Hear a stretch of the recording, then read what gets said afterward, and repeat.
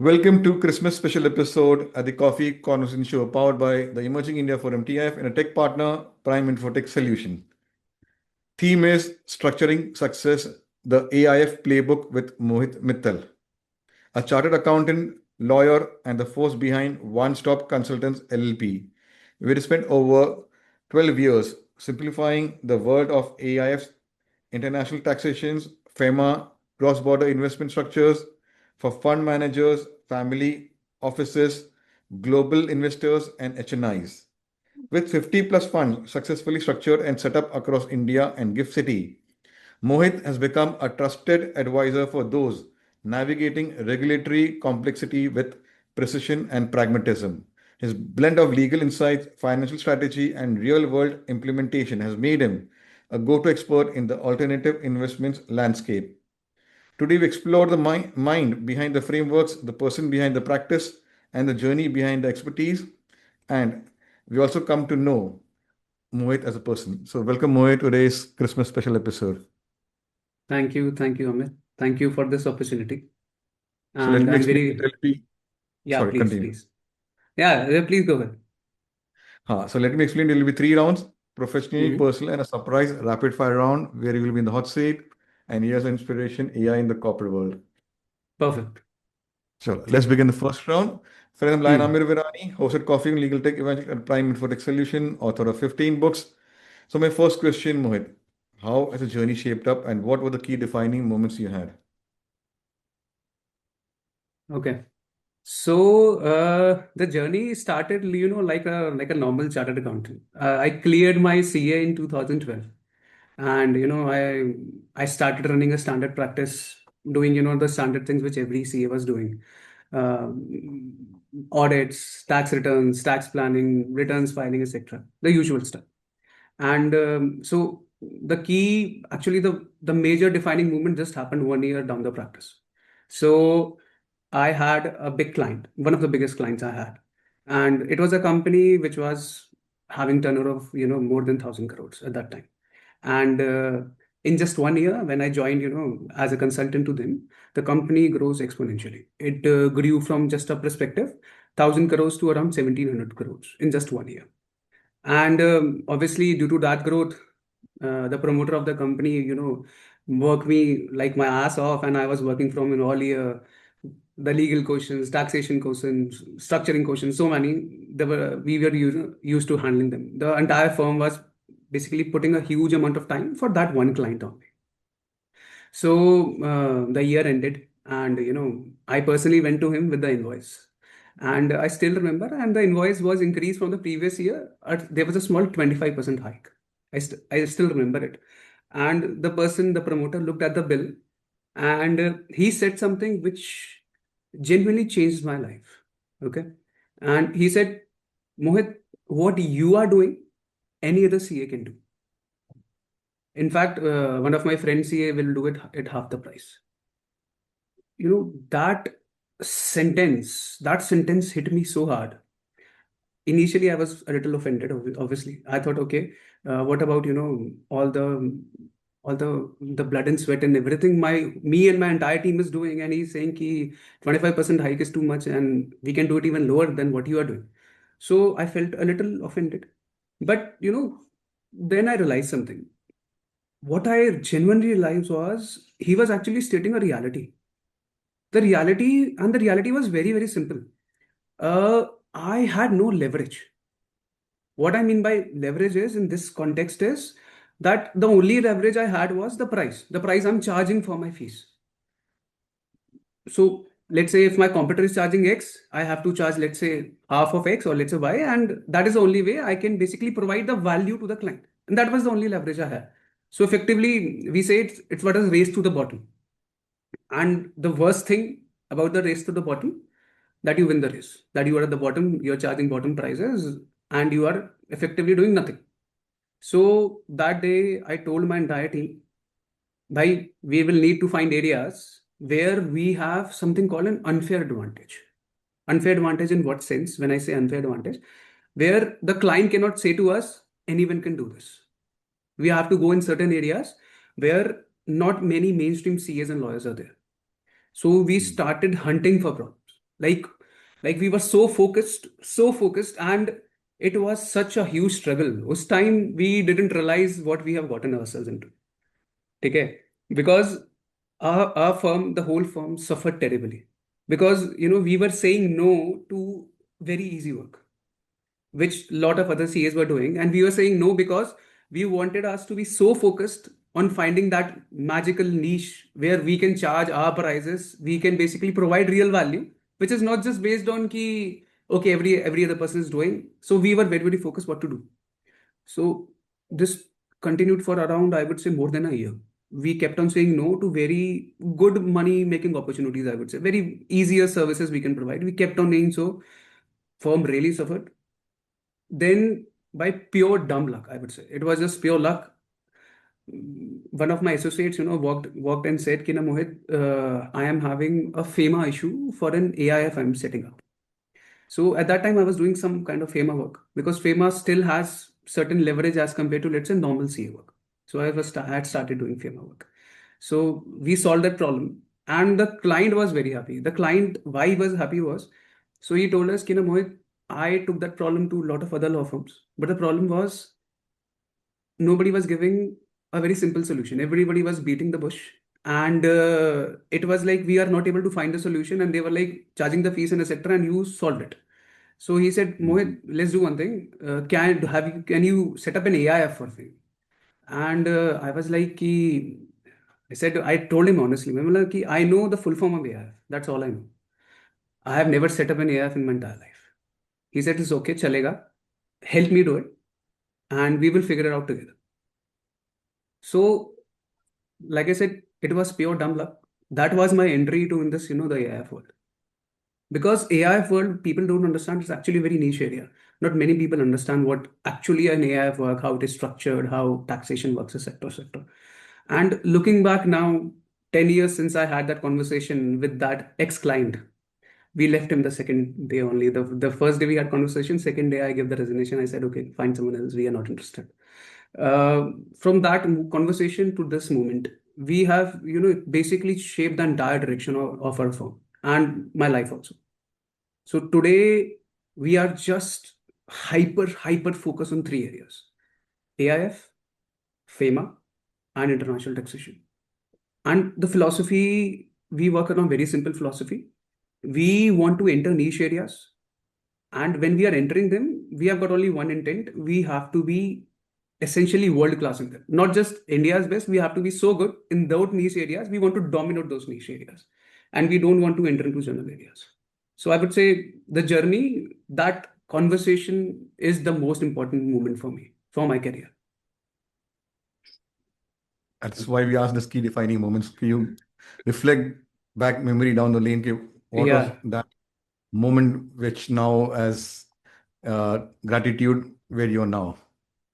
Yes, Okay. absolutely. So let's build up the conversation. You have handled both domestic AIFs and gift city structures. What are the biggest strategic differences founders should understand before choosing a jurisdiction? Okay.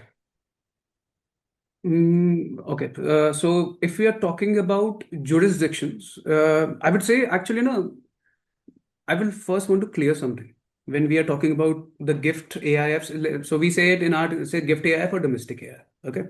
So the biggest difference, actually, people think it's the regulations, laws, etc. Actually, the biggest difference is the misconception, I would say. The misconception is that a gift city is just, a tax haven. People actually don't understand what is gift city. Okay. So we talk to a lot of first-time managers. I have this conversation so many times for the last 3 or 4 years since the gift city has grown a little, popularity. I am having this conversation at least 2 times a week, where a manager comes. He said he thinks कि ना अच्छा gift city में fund बना लेते हैं, tax बच जाएगा. They think gift city is some kind of tax haven. कि जैसे that was the status of Cayman Islands in the 90s in the international taxation history. If you look at it, Cayman Islands had that special place in the jurisdictions, or let's say in the structuring. There was no tax; it was a tax haven. But gift city is not a tax haven. People don't understand what is a gift city. So, see, the government didn't build Gift City to help in, ki acha, tax evasion for the rich and set up your fund here and you will have no taxes. That is now how it is structured. The real reason Gift City is built, Gift City is actually a competitor. When I say it's a competitor, so you have to understand how the foreign money is coming into India. Okay, what is the usual route the money comes into India? And I'm talking about big money, not like I'm talking about institutional money. What is the preferred route they were coming into India? The preferred route was usually there are two or three fund hub jurisdictions, I would say. Like Singapore is there, Mauritius is there. Recently, I would say Luxembourg for the European money was there. Cayman Islands was there, obviously, for the US funds. So that was basically the purpose. That was the traditional hubs through which foreign money was coming into India. Now the government decided, okay, we will do something. We will basically build a competitor to these fund hubs, these jurisdictions, and how to compete with them now. They did a very simple thing. They actually provided certain tax benefits, which let's say if I am in foreigner and I'm coming through Singapore, so I will have some tax benefits. Okay. So the same benefits which I will get through coming to Singapore, now I can get through coming through gift. And it is not like कि मैं gift में बस एक company setup करी और मुझे benefits मिल गए. There are lots of do's and don'ts which you can and cannot do to get those benefits. So it's a very, very regulated space. It is very specific, made with a very big intent, and it is for only legitimate strategies. It is not like कि अच्छा tax haven बन गया, fund setup करो, सारा पैसा बचा लो. That is not how it is. ठीक है? So that is the biggest, I would say, the thing which people need to understand. Gift City is for specific things. So, okay. So if I give you a very simple rule of thumb, okay, which I told to my fund managers also, let me tell you that. Let's say if your money is domestic, if your investors or what we call limited partners or LPs, in our lingo we call them we call investors LPs, limited partners. So let's say if your investors or your LPs are domestic, okay, if you are raising rupee capital, let's say from Mumbai, Delhi, your Chennai's family office, etc., and you want to invest in Indian startups or let's say Indian secondary market or Indian bond market, whatever. So stay with the standard domestic AIF. You don't need to take, complexities of gift AIFs. You don't need it. Okay.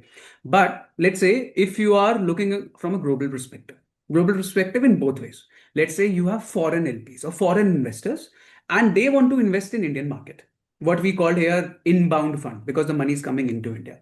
Or let's say if you have Indian LPs, Indian family offices, let's say, and they want to have the opportunities to invest overseas, outside India, what we call outbound because the money is going out. For that specific purposes, Gift City is an excellent jurisdiction. So that is the purpose, that is the intent for which the Gift City is built. So if you are doing domestic work and you have domestic LPs, stick with domestic AI. If you have, let's say, foreign LPs coming into India or Indian LPs going outside, go for Gift City. But don't think Gift City ki acha tax ka heaven hai or fund banaiye, paise bachaiye. That is not what Gift City is. So that is what I would Wow. say.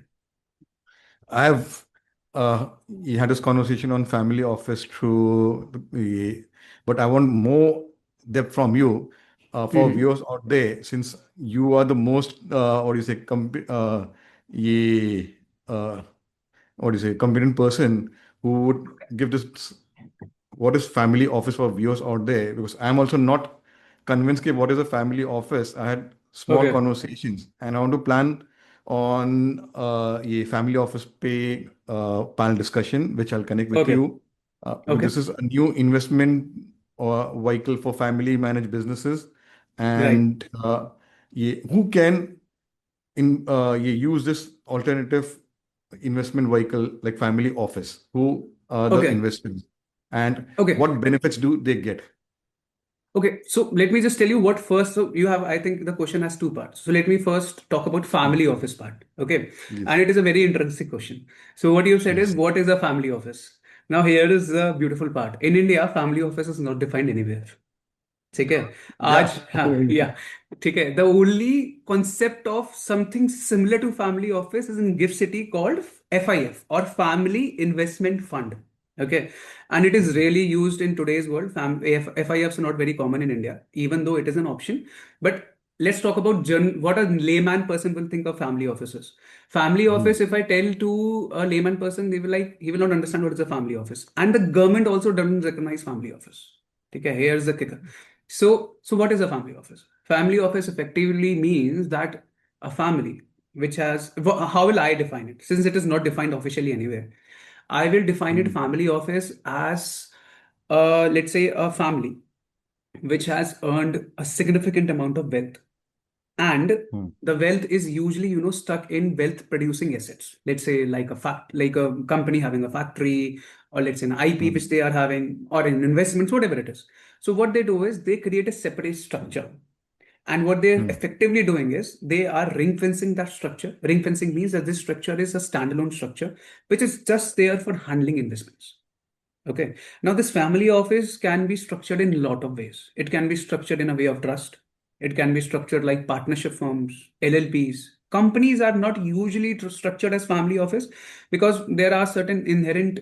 See, I'm a principal of a family office with, let's say, 10,000 crores.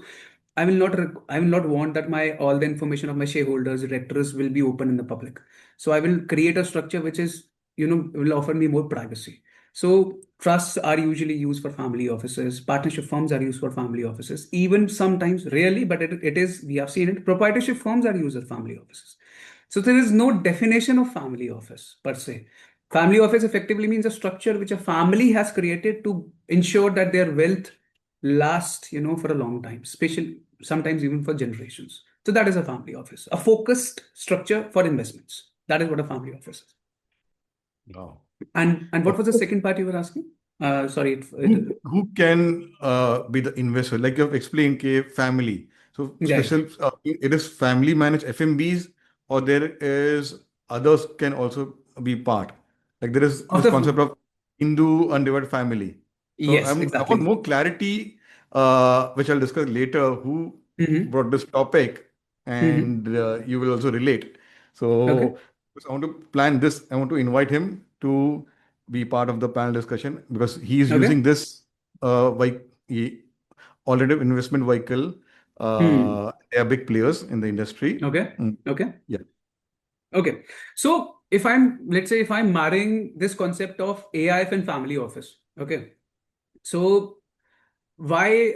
Let me put it in another way. Why family offices are using AIFs? Let's put it in this way. Okay. So see, most people don't understand what is an AIF. Okay. They think, okay, it's just a way of, another way of invest एक और investment structure आ गया जैसे mutual fund है so okay एक AIF भी है चलो इसमें भी if I am having significant wealth because if I don't have at least ₹1 crore of my own money I can't invest in an AIF. ठीक है so that is a minimum commitment I need to give to any AIF. So चलो ठीक है इसमें भी पैसे लगा लेते हैं. That is how the AIFs are usually pitched to HNIs and UHNIs. But AIF is actually, for all intent and purposes, can serve as an institution for family offices. What I mean by that is certain family offices, and we have done this actually for some of our own family offices which are our clients.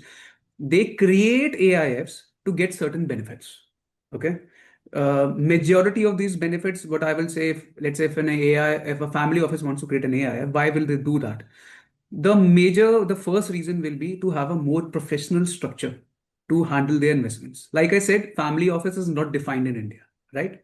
So Yeah. how Huh. can so Exactly. how can you get into a more defined structure for investments? So AIF is that route. And AIF Okay. and AIF is a very, I would say, a very flexible route as compared to, let's say, opening a PMS or even a mutual fund. So AIF gives you a lot of flexibilities because it is for very, very sophisticated investors. So family offices use AIF first of all as a proper investment structure. Number one, official structure for investments because family office is not defined in India. That's the first thing they're using. Then there are other advantages to having said that I'm a family office principal, vis-a-vis I'm the fund manager of an AIF, right? So what is that advantage? The other advantage is that you get the status of qualified institutional buyers, or QIB is what we call. That is one of the Hmm. other examples we are having. That is why sometimes we have seen the AIFs are very interested to get this status because you get certain, I would say, certain preferential allotments when you are going for IPOs. So you can effectively come in as an anchor investor to the whole IPO, and you are not you are basically getting more preferential allotment than, let's say, a normal retail investor. So this is one of the reasons which we have seen. The third one will be, I would say, which we have seen, which we have actually personally seen for one of our own family office. I still remember the conversation actually. It happened last year.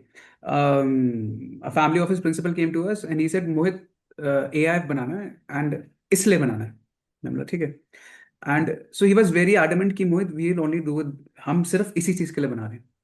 So I didn't say anything. But when the structuring part came, when I was structuring it, I said, will you mind if I add this thing into what you are doing? Okay.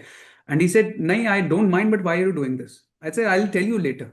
And, like 2 weeks, 3 weeks down the assignment, I said, okay, do you intend to have any outside money? He said, नहीं हम अपना money ही रखेंगे, हम outside नहीं रखेंगे. मैं बोला, ठीक है.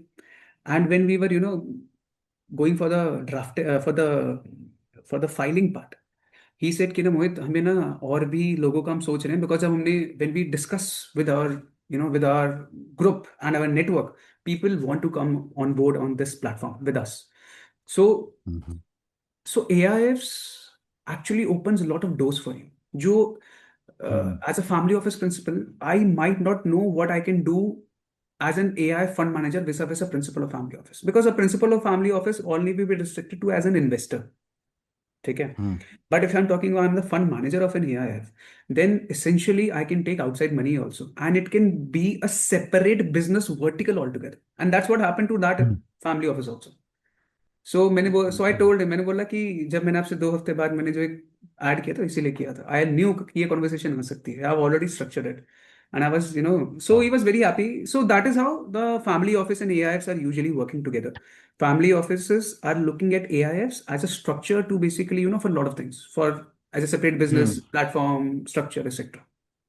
So that's why I said, okay, this needs a separate conversation. AIF ka Yeah, and yeah. family office ki how it is, because I'm lot of curiosity questions are coming up because I can't do in today's conversation because Yeah, then absolutely. it will deviate from what Yeah, we yeah. have. So that's why, Yeah. as you said, it's not defined.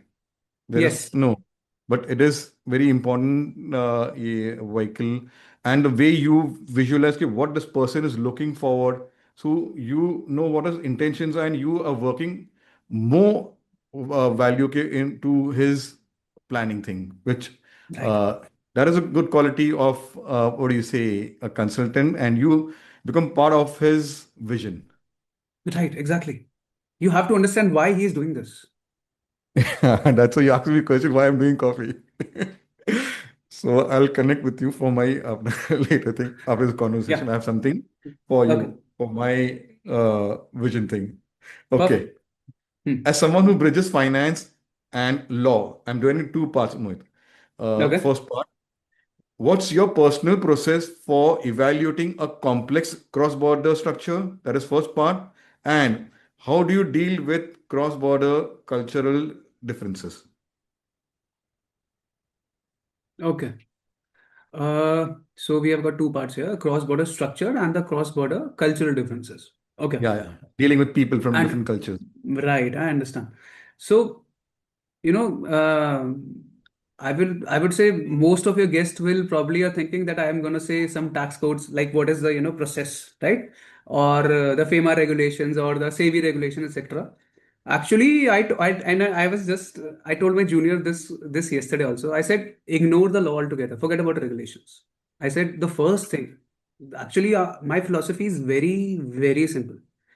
See, behind any massive cross-border structure transaction, no matter how complex, no matter how many zeros are there in that transaction, there are human beings behind that transaction.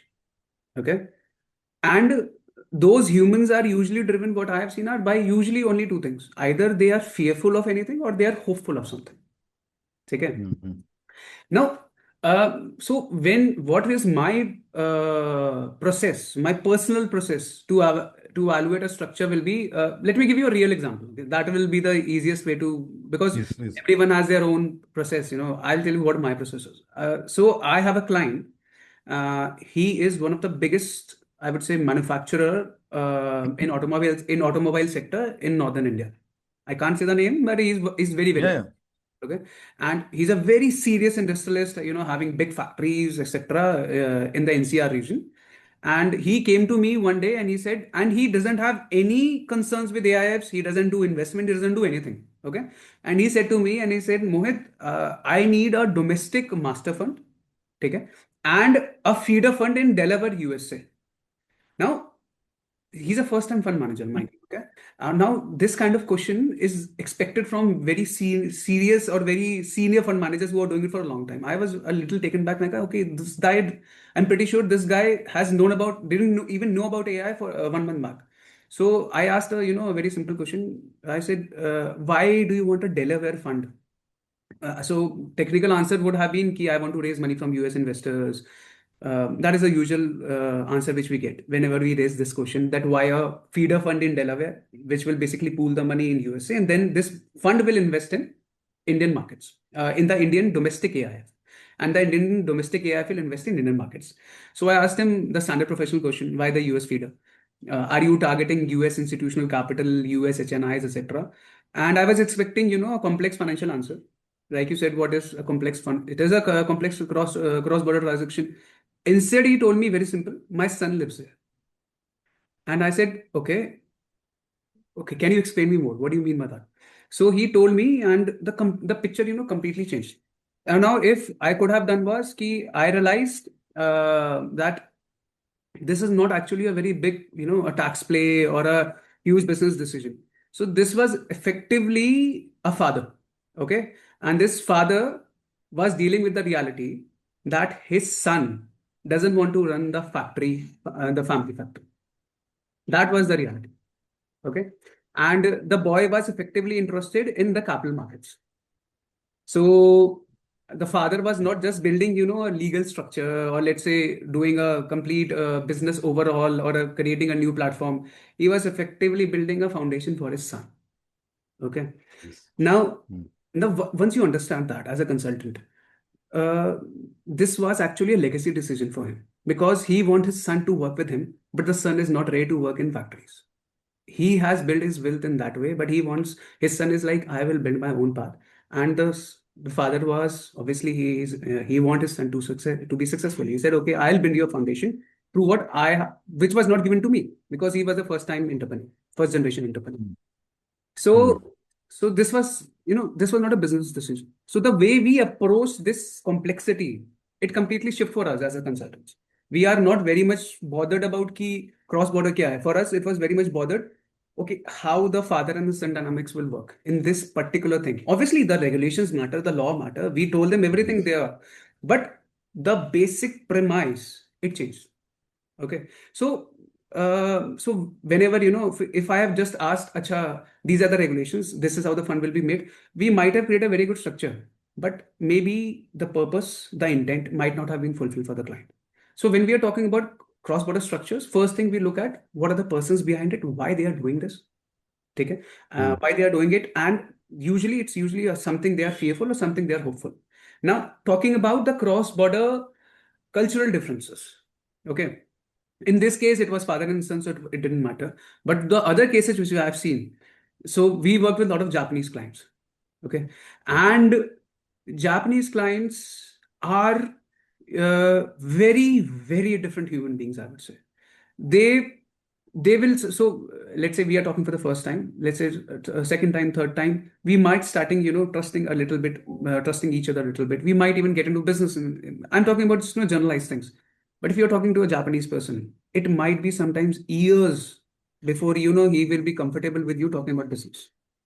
They are very, very, I would say, very focused on relationships. For them, it really doesn't matter. The business comes later. First is what kind of person you are, what kind of relationship you have with that person. And let's say Visaf is, let's say, US person. US person is very, very transactional, very transactional. They are like, okay, Mohit, I want this. How much time? How much money? Just tell me this. And if you can deliver that, they are very happy. If you can't, they will chuck you out in a second. Or maybe a Japanese client will be exactly opposite. He was like, even if you are not able to deliver, and you can ensure him this was, due to certain reasons, he will stick with you no matter what. So every, there are differences in our culture as compared to, Europeans or Japanese or Americans. So that's what we have seen. Americans and Japanese, just two examples. So the culture has to be taken into context when you are dealing with these transactions. Beautiful. So, Mohit, you spent over a decade in AIF structuring, and compliance. What's the most common mistake new fund managers make when approaching fund setup? New fund managers, okay? Yeah. Uh, okay, so they make they make lots of mistakes, I would say. Like थोड़ी नहीं बहुत ज़्यादा, but if I say one of the most common mistake, okay, that will be they treat fund setup. So for them, they see fund, they think that setting up a fund is like setting up a company. Okay. And setting up a company is usually the process is okay, this is what we want to do, this is our object, and you take a MOA, you copy paste the object, and you change the name of directors and company bana do. That is how they usually think this is how the fund is supposed to work. So they think that fund is just like a copy paste exercise. You know, let's say a first time fund manager comes to me, he says, I want to do category 3 AIF. Okay, Mohit. So he will approach us, he says, set me category 3 AIF, how much time, how much fees, just tell me, and अपना code बता दीजिए. The first question I ask any fund manager, and it may sound counterintuitive to you कि मैं अपना काम क्यों कम कर रहा हूँ, but I always ask him, आपको AIF बनाना क्यों है? Why do you need AIF? Right? Because he might be coming with a place कि ना मुझे AIF इस वजह से बनाना है, and maybe the reason for AIF उसे AIF की जरूरत ही ना हो. Maybe he doesn't need it because AIF is not for everyone. Okay. Yes. So what most people don't understand is that AIF is a highly flexible structure. Okay. It has got lot of relaxations because AIF is supposed to be for very, very sophisticated investors. As compared to what? As compared to, let's say, mutual funds or let's say even PMSs. AIFs have got a lot of flexibility with them. So you can structure, your AIF, you can tailor your AIF fund with what you want to do. So the biggest mistake will be thinking it is a copy paste exercise and not focus on the structuring. And if I say what is structuring is like you are, setting a foundation for your house. If someone asks me that what I'm doing, I'm effectively an architect for your fund. And if I'm laying down the foundation for your fund, you will not like to compromise on the architect who is building your fund. Because if the foundation is not right, how are you going to build anything on that? So that is, I would say, one of the biggest mistakes, that they think that this is a simple generic exercise and price and time bataiye and start the work. So that is one thing that I would say. Wow. Most Thank you common for leading me to your next question, being practical. Your firm focuses on practical implementation rather than theoretical advice. What does practical look like in the AIF world? Okay. So in the AIF world, practical, see, it can mean different things. I'll be very frank with you. But if let's say if I'm a lawyer and a chartered accountant, but if I'm taking, let's say I'm donning my lawyer hat, practical means okay. Let's say if a clients ask me an opinion, a legal opinion, instead of giving 10-page legal opinion and saying okay maybe you can do it, maybe if I say how to do it practically, it will be, let's say, a one pager with giving specific instructions, do this in this order.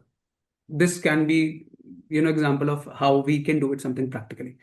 In the AIF world specifically, I will say if you're talking about practicality, it should be simplicity.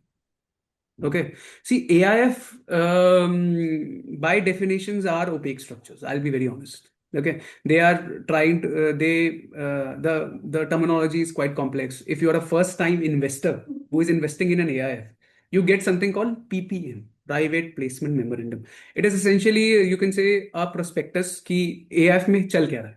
If you read it and if you're a first time investor, and if you can tell me ki acha Mohit, this means this, I'll be very happy because you are something extraordinary. Because the fund documents are so opaque and sometimes so complex that you really cannot understand ki ho kya raha hai. Okay? So it is very easy to make things complex. It is very easy, but it is very, very hard to make complex things easy. Okay. So going back that philosophy, if I'm talking about AIFs, the practical reality will be if the manager is coming and saying, okay, Mohit, make me an AIF, we tell him this is how it is structured. But at the same time, we have to really make him understand your LPs, you are a first time manager, your LPs or your investors will be much more practical, or let's say it will be much more practical if you go with this arrangement instead of, let's say, this structure. Okay. Because you're a first time fund manager, people, सबसे बड़ी problem the fund managers will have is to raise capital because you're the first time, right? So the practical realities in that case will be how to structure it so that they can raise funding easily. Or let's say for a seasoned fund manager, practical reality can be, okay, Mohit, I am getting, and I'm talking a technical term now, but effectively what we are saying is that Mohit, my NAV valuations for a category 3 fund should be done. Let's say I recently received this question from a seasoned fund manager. I want the NAV calculations to be done daily.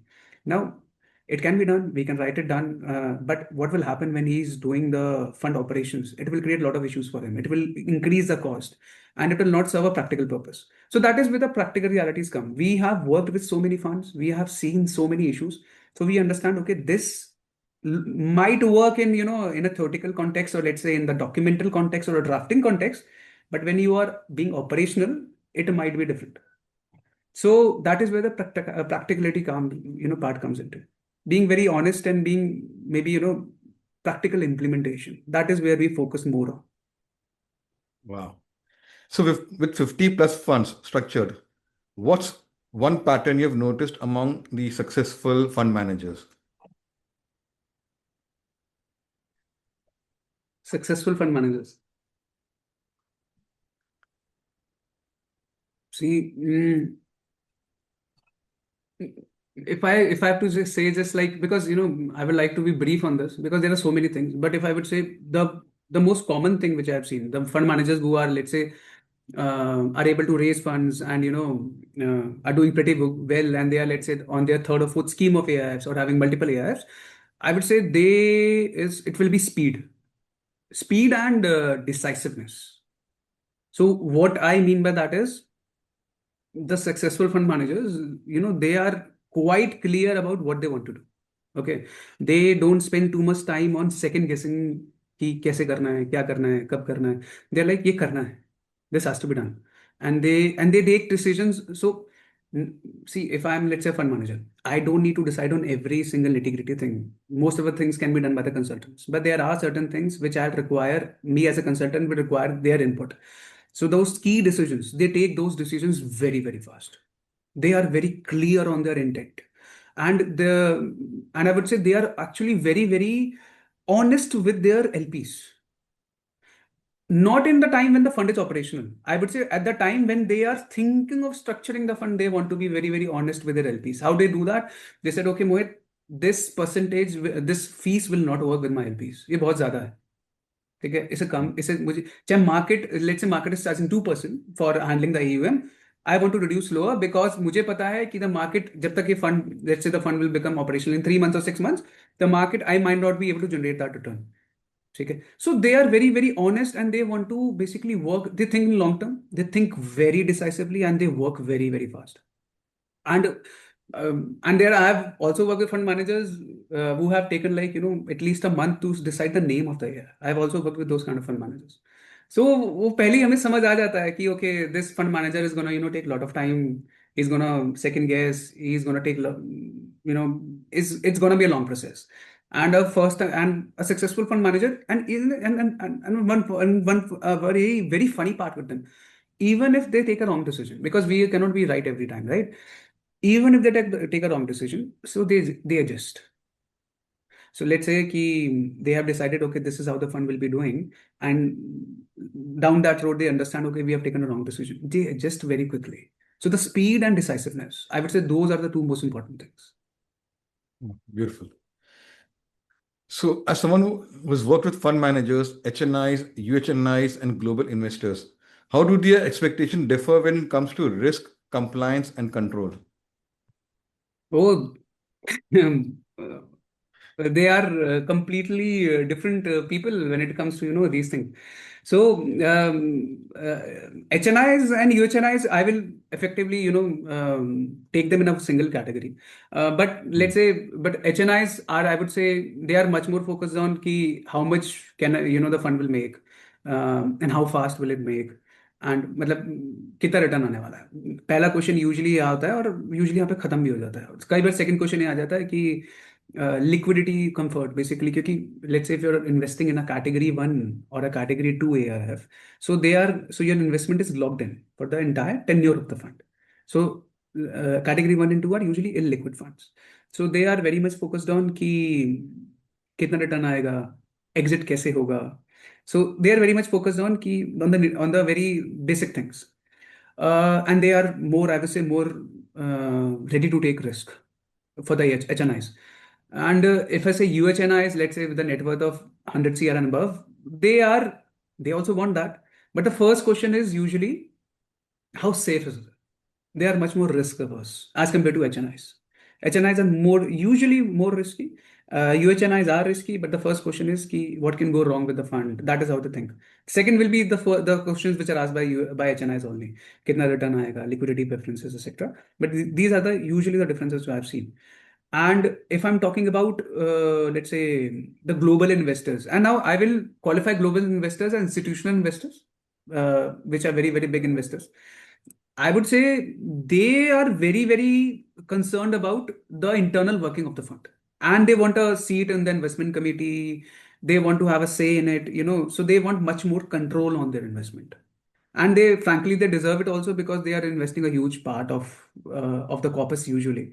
So institutional governance, the fund controls, fund internal risk policies, they are very much focused on that, because you have to understand, institutional foreign investor, they also have got their own investment committees. So they have to defend that whatever amount they are allocating to your fund. They first have to defend that allocation to their investment committee. So it becomes, a little more bureaucratic, a little more focused on governance. For them, compliance is paramount. Control is very much required. Either directly or indirectly, they will require more control. And they will be happy with even lower returns. Okay. So risk comes like, okay, risk is there, but the risk is to basically, first, the risk will be, how can I defend this allocation to my IC committee, to my internal IC committee for the institutional investor? For the HNIs and UHNIs, risk is very, very important, like investment is safe or not, etc., etc. So there it is more bureaucratic. Here it is much more personal because they are putting their own money. So that is the difference between risk. Compliances, HNIs, UHNIs care least about compliances. For them, it is like, Acha, what do you want? You want my KYC? Okay, here's my KYC. Tell me how much, when will I start earning money? That's it. And for institutions, global investors, compliances are paramount. क्या भैया compliances हम पे कोई बात, basically if fund did something wrong, nothing should come to them in their host country. That is the most important thing for them. So that is what we have seen usually. Wow. So now AI is everywhere. How is AI impacting your work for the AIF consulting? So, okay, with regard to AI, I'll be very, very frank. See, if I'm talking about AI today, okay, there are certain persons who want to incorporate more and more AI into AIFs. And so you have to understand, AIF, the way I am associated with AIFs is through structuring and setting up of the part. So we are doing a lot of works. It's a long process, and we are doing a lot of things in that process. There are ways where AIs can be used in that. But let me say in this example, let's say you want to set up your AIF, okay? And you come to me and you said, Mohit, I want to, like I told you, just say the first question which you asked, AIF क्यों बनाना है? These kind of conversations can never be replaced by AIs, no matter what.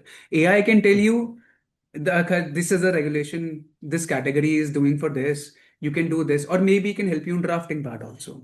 Okay. But if I'm saying the structuring part, or if I'm saying understanding the human concept behind the whole fund or the whole process, AI can never replace that. So I would say AI will be disruptive to this industry as it will be disruptive to all the industries. But the major part, if I say the meat and bones of a process, what we call it, the major part will still be done by a human being with a human emotional understanding and doing the structuring part. And maybe AI can be used in the later stages for the logistical work. Like I create a PPM, AI can maybe can check it for any errors with the regulations, etc. So AI will be there, but in a limited way. Wow. Let's go maybe down the lane. Can you share a moment where a regulatory shift completely changed the landscape and you had to restructure a client's strategy? restructure, like the whole Client fund. strategy. Yeah, whole fund, Okay. whatever. Okay. Let me think. This usually happens when, SEBI creates a surprise circular. Usually this is the time when SEBI says, okay, and it was not in anyone's horizon, and SEBI suddenly does it.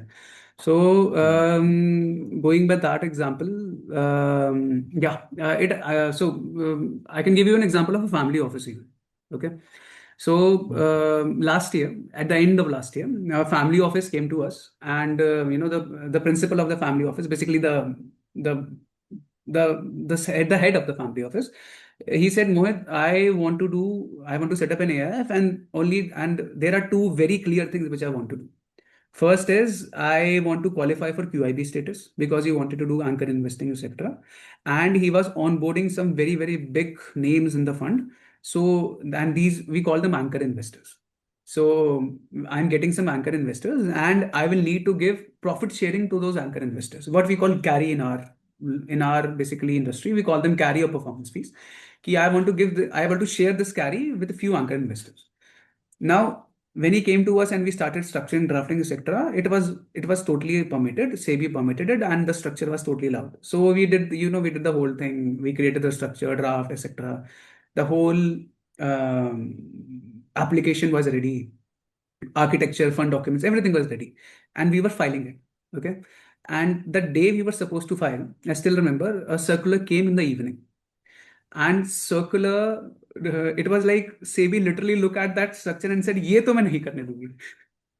And on that exact day, regulatory circular came, which specifically made those structures illegal. Specifically that structure, though both the things you cannot do. Okay, and I would say in hindsight, it was actually a good thing. It increased our time a lot because, see, by being one day late, because if we had filed a day before, what would have happened?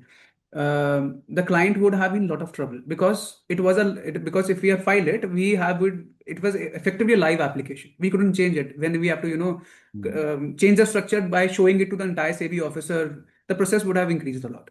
So I decided. I still remember it was like 11 o'clock in the night. I said we will not do the filing. Stop this immediately. We read the whole thing, and we overhauled it, and it took my entire team and me at least 7 days. We kept on thinking, we kept on showing some options to the principal of the family office. He accepted some, he rejected some, etc. We kept on brainstorming, and we reworked the entire arrangement. Everything was realigned, everything. Economics was changed, structure was changed. We repositioned the fund from a single family office to multi-family office, and the principal was really happy because now what has happened is the fund is operational. Hmm. In fact, he is now, it's a separate business vehicle for his entire, so he's doing a lot of other things. But because of that regulatory change, so he is forced to basically get outside LPs, and it is a separate business vertical, not just investment vehicle. It's a separate business vertical for him. So what we have seen is ki it is operating really well. And sometimes when you see okay, uh, the time will tell, basically everything has a silver lining. So regulation change, this was a big regulation change, and we struggled a lot, but we were able to get through, and the fund is operational. It has actually, it says something called first close in AIF. So it was supposed to do first close of 50 crores. It did the first close of 75 crores, and the fund is operational. It is working very well, and God has been kind. Wow. So, Mohit, the investment ecosystem is evolving quickly. Mhm. Which, what emerging trends in AIs or international taxation excites Mhm. you the most, and what trend do you see in the next 5 years? I'm doing two parts. Okay. So trend which I'm seeing in next 5 years, and in AIF and international taxation. What are Yeah, the trends I'm seeing? yeah. So it's actually, in AIF, it's very simple. It's Gift City.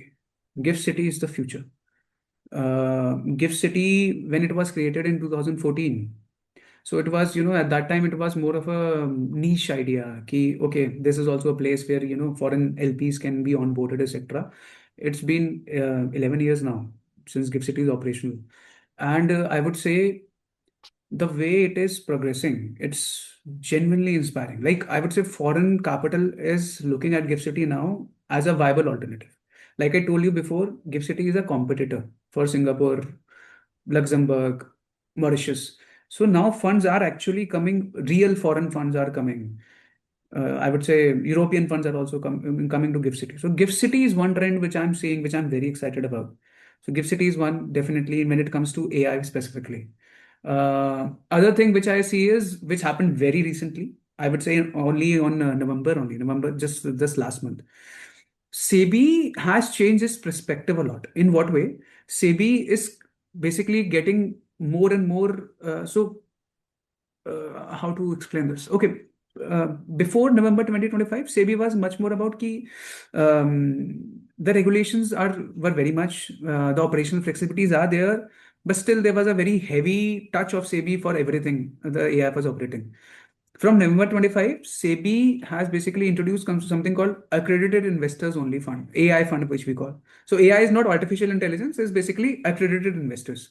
So, yeah, so those funds are very very good for the industry, I would say, because what it's showing is it is a direction SEBI is going. SEBI is saying if you have sophisticated money, if you have the certain amount of wealth, then we don't want to basically over regulate you. We want to give you your space, operate. It's your money. You understand the risk. नुकसान है आपका है, फायदा है आपका है. We don't want to come in your space. So that is one direction I'm very very positive about.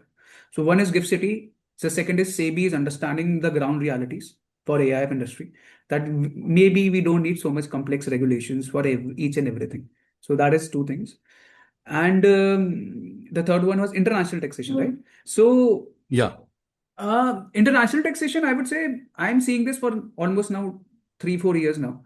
So पहले international taxation was very simple. It was like कौन सी country में सबसे कम टैक्स लगेगा वहां पे जाके कंपनी बना. ठीक है. It was international taxation could be summed up in this way. Structure, make a structure वहां पे टैक्स जीरो, जितना और जितना जीरो हो उतना अच्छा. ठीक है. So but structure was effectively like a coat. आपको टैक्स बचाना है तो ये कोट पहन लो, और जब शेयर होल्डर्स के सामने जाना है तो दूसरा कोट पहन लो. That is how the international, I would not say कि everything was like that, but a major driving force of international taxation was this. So for the past, I would say 4-5 years, there has been a very big change in international taxation. It is much more global minimum tax की बातें हो रही हैं. Like there has to be, so every country wants to, and this was effectively started by OECD and US effectively, that we want at least a minimum tax should be paid wherever you're set up, it doesn't matter. Like Apple used to do something called double Irish Dutch sandwich. It was not a sandwich, it was basically using 2 or 3 jurisdictions, Bahamas, Netherlands, etc., to save taxes. So the all these structures are getting more and more cut down, and the real questions are asked. Why, if you're setting a company in Netherlands, is there a real need for it, or is just a tax strategy? So I would say international taxation is becoming much more towards the purpose. Like what is the purpose, and it is a good positive change. It is it is setting a right precedent, I would say. And you can also see it in India's side also. So India is renegotiating some certain treaties, and so India's global power has increased, I would say, for the last 10 years. Definitely it has increased more. So they are renegotiating more. They want more uh, size of the kitty for the taxes. So these are the trends which I'm seeing, and it is a good trend, I would say. Wow. So my last question for professional journey round. If a young professional wants to enter AIF, compliance and international tax consulting, what skills should they start developing? Okay, so professional means like CAs, lawyers, any professional basically who Ah, wants to. Okay, yes. and so okay, in the AI field, or let's say even in international taxation, one major mistake which I see my juniors always. So whenever I introduce them to clients, and let's say client asks a question, they will, they will start trying to, code the sections and tell all the complex regulations, etc. So one of the major skills I would say is translation. Translation in what? So I told my junior lawyers also, your job is not to know the law. Laws तो हर एक को आता है. There's not a big deal कि आपको law आता है. Your job, what is your specific job? Your job is to explain the law to a businessman. ठीक है? Who has zero patience. He doesn't care about the law. He just want to be compliant with the law. So he doesn't want to know about the sections, SEBI circulars, etc., complex regulations. The real skill is, can you take that huge, let's say, regulations and boil it down to simpler points which a businessman can understand or an entrepreneur can understand. Most of the young professionals, they are stuck in student mode, I would say. They are like कि अच्छा हमने वो किताबों में ये पढ़ा था, this person has got this problem, okay, this section says this. That is not what the other person is expecting from you. You can state the problem, but first you need to basically find the solution, then tell, okay, this is the problem and can be solved this way. Try to understand. Clients really don't care about sections or laws. They care about, can I do this? Yes or no? मुझे ये बताइए बस. And if I can do this, what is the cost? So learn to speak business first. Not, just so legalese is a language like we lawyers just think on legal language. I would say be more practical. Think from the other person's perspective, because client, you are working for him effectively. And second will be curiosity. Okay. So uh, if you're not curious, okay, curious about what? So don't just study the law studying and okay, this law say this. You really have to study the industry in which you are trying to apply that law. Okay. So if I'm talking about AIF per se, okay. So you should, if you want to get into AIF, forget about regulations first. First, pehले understand what does an AIF actually do. First, understand this. How does an AIF makes money? Why it works? For whom? Which kind of investors it for? First, understand what is an AIF. Then think about AIF regulations sector. And of course, you will need to know the regulations. That goes without saying. That has to be done. But first, try to understand. First, be curious. ये काम क्या है? Once you understand that, then try to understand that law so that you can explain it to someone else. Once you do those two things, and you, of course, you have to be very, very focused. I think that is the third thing. First will be translation. You must be able to understand. Second is curiosity, and third is focus. Focus means what? See, I call this woman in the red dress syndrome. Effectively, what it means is, a young person, he's looking at every opportunity is कि हाँ मैं ये भी कर लेता हूँ, मैं ये भी कर लेता हूँ. So every field looks like a big opportunity. But the saddest part which I realized when I got old was, when I grow basically more intelligent, was that I can only do certain amount of things and I have to say no to a lot of things because there is only so much time. And because it is very simple, if you are doing this and that and that, and let's say I'm the person who's only doing this, I will beat you in this, no doubt about it, because I'm only doing this.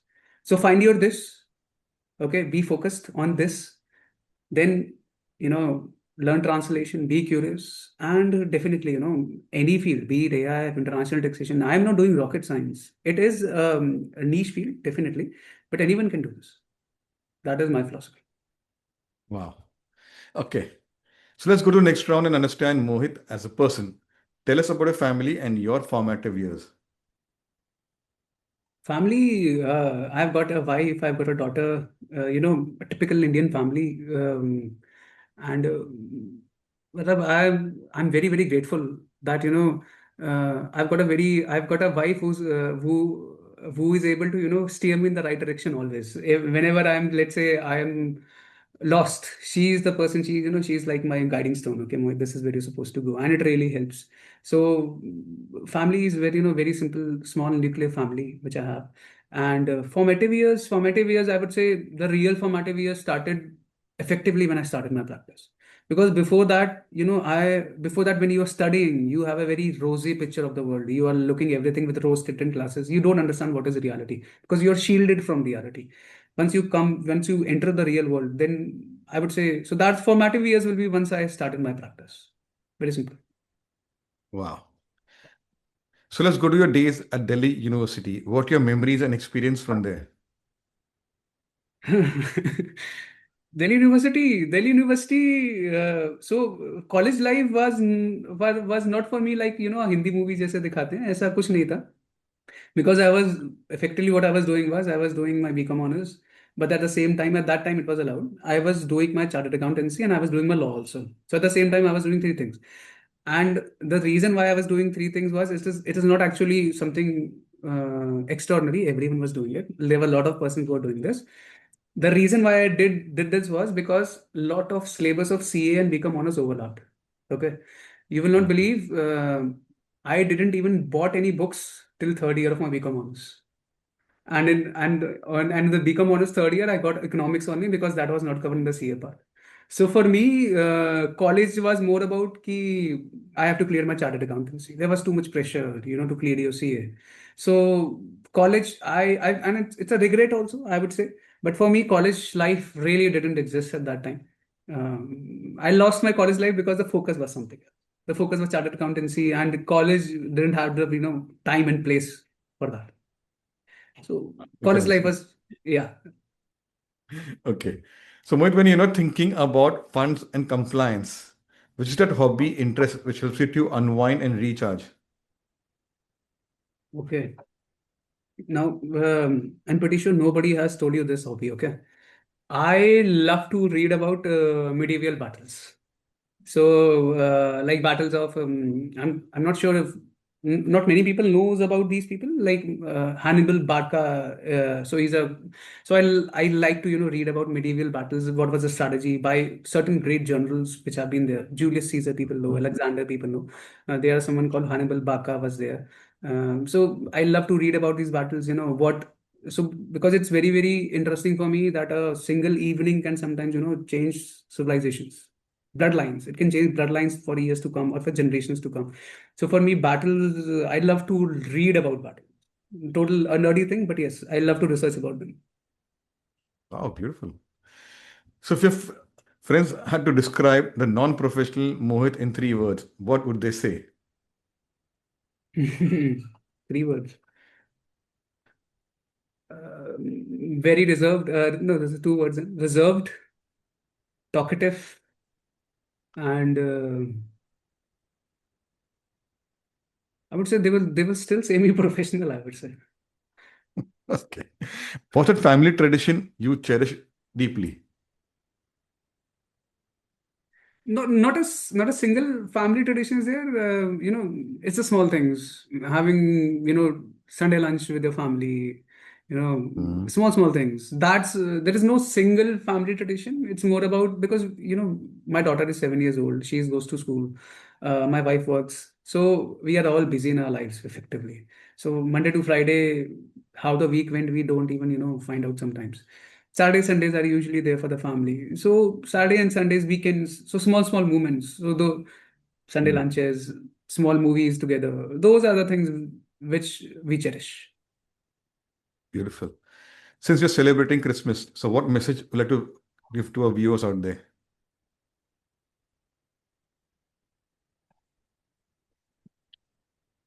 I would say be hopeful. Be hopeful in whatever you are doing. So sometimes what happens is a lot of people, especially in these times, uh, I have seen failures. I'm pretty sure, you might have also seen some failures. Everyone has seen some failures in life.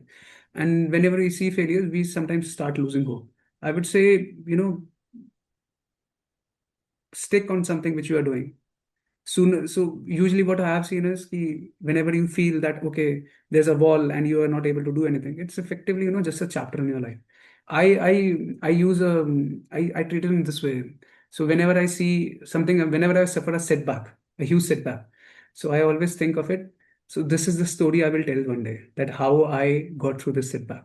So I would say for the Christmas, I would say don't lose hope in whatever you're doing. Maybe you are not successful today, but be at it, and sooner or later universe works for you. So that is one thing, be hopeful. Beautiful. So my last one is a googly one. Describe Mohit in one line. Mohit in one line. Mohit in one line will be um, a person who doesn't like to talk much but has chosen talking effectively as a profession, because a lawyer, even we have to talk a lot, like we are doing it today. So quite by nature introvert, a CA who moonlights as a lawyer, I think that will be right. Wow. So let's put in the hot seat, the rapid fire round. Your Yeah. go-to comfort food. Comfort food, dal roti, simplest. Early morning work or late night thinking. Late night thinking. Definitely. Strict compliance or creative structuring? Creative structuring, not strict compliance. Anyone can do strict compliance. AIF or gift city? Both. AIFs in Gift City. Law or finance? Finance. Any day.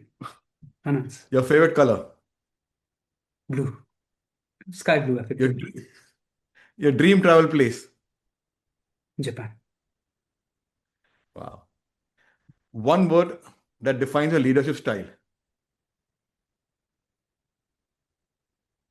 Accountability. I am the Best piece one. of advice? Sorry. Yeah, please go ahead. Best piece of advice received?